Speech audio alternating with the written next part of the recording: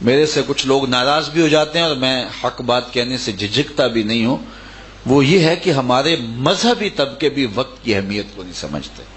کبھی صبح پھنس جائے نا کل کے ختم میں، تو جو حال مولوی حضرات کرتے ہیں، ٹائم 7 بجے کا دیا ہوا ہے، 7 بجے تلاوت شروع ہو رہی ہے۔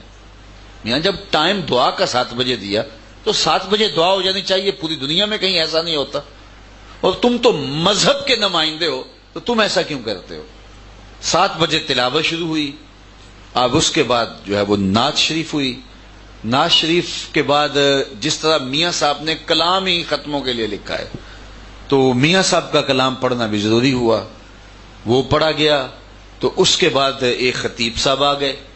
اب خطیب صاحب اس وقت خطاب کرنے لگے جب لوگ گھڑیوں کو دیکھ رہے تھے، حالانکہ اس وقت خطاب کرنا خطاب تھا، لیکن وہ اس وقت ایک لمبا خطبہ پڑھنے لگے اور کرسی پہ بیٹھ گئے۔ اب لوگ پریشان ہیں کہ ہم نے 7 بجے 7:30 بجے اسکول میں بچوں کو چھوڑنا ہے، 7 بجے کا ٹائم دیا، اب یہاں آگے کیا کریں؟ اگر اٹھ کے جائیں تو جن کی فوتگی ہوئی ہے، جوان بیٹا فوت ہوا ہے، جن کی والدہ فوت ہوئی ہے، وہ کیا سوچیں گے؟ یہ درمیان سے اٹھ کے چلے گئے۔ اب یہ حکمت ہی نہیں سمجھ رہے، اور یہ اب خطاب شروع ہو گیا، اور خطاب اتنا لمبا اور بے مقصد، اس میں بات بھی کچھ نہیں ہے۔ اور وہ خطاب ختم ہوا تو پھر اس کے بعد کہا کہ اب ایسا کرو کہ ایک مرتبہ جو ہے وہ سورہ فاتحہ اور 3 مرتبہ سورہ اخلاص پڑھو اور مل کر دو۔ چلو بندوں نے کہا یہ جان چھوٹ جائے گی، جلدی جلدی پڑھا۔ اب وہ کھڑے ہو گئے اور اتنی لمبی فہرست تھی جس میں لکھا تھا اتنے ختمات قرآن مجید، اتنی مرتبہ اللہم اجرنا من النار، اتنی مرتبہ یہ، اتنی مرتبہ یہ، تو وہ سارا جو ہے وہ پڑھ کے سنانے لگے، جس طرح اللہ تعالیٰ کو بتلانا ضروری ہے کہ اس کو پتہ نہیں کیا کیا پڑھا گیا ہے۔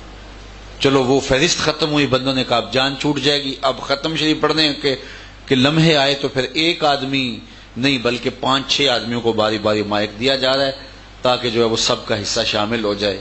چلو قرآن مجید کی تلاوت ختم ہوئی، لوگوں نے کہا کہ اب دعا ہونے لگی ہے، تو دعا ہونے لگی تھی تو درود تاج شروع ہو گیا۔ درود تاج کا میں منکر نہیں ہوں، لیکن دیکھو لوگوں کو 7 بجے کا ٹائم دیا ہے اور 8:30 بج رہے ہیں، لوگوں نے بچوں کو سکول میں چھوڑنا ہے، اور پس ماندگان کی وجہ سے وہ مروتاً اٹھ کے بھی نہیں جا پا رہے، اور اب درود تاج لوگ بے چین ہیں اور تم اس وقت درود پڑھ رہے ہو۔ اور پھر اس کے بعد جو ہے درود شریف سے ہی بلغ العلا بکمالہ ہی، وہ درمیان سے ایک نعت خواں نے نکالا اور اس کو پکڑ کے نعت شروع کر دی۔ بندوں نے سمجھا تھا کام ختم ہو گیا، لیکن جو ہے وہ دوبارہ وہی کام شروع ہو گیا۔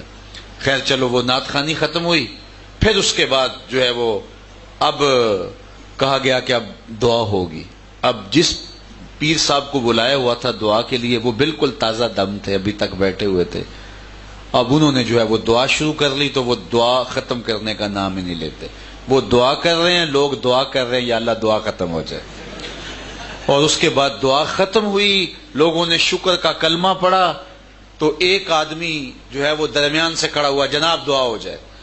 تو جو ابھی ہو رہی تھی یہ بد دعا ہو رہی تھی، تو اس نے جو ہے وہ یہ بتلانا تھا کہ میں بھی آیا ہوا ہوں، تو اس نے کھڑے ہو کر کہا کہ جناب دعا ہو جائے۔ اب پھر دوبارہ دعا شروع ہو گئی، اب دعا ختم ہوئی، لوگوں نے کہا اب گھر کو جانا جو ہے وہ نصیب ہوگا۔ ایک پکا سنی اٹھا، اس نے کہا 2 شعر سلام کے بھی ہو جائیں، تو اب سلام شروع ہو گیا۔ سلام کے بعد پھر دوبارہ دعا ہے، اور وہ کسی دوسرے کو موقع دینا ہے جو تازہ دم ہوگا، تو اس نے اب یہاں اپنے فن کا مظاہرہ کرنا ہے۔ مجھے بتائیے کیا یہ رسول اللہ کا دیا ہوا دین ہے؟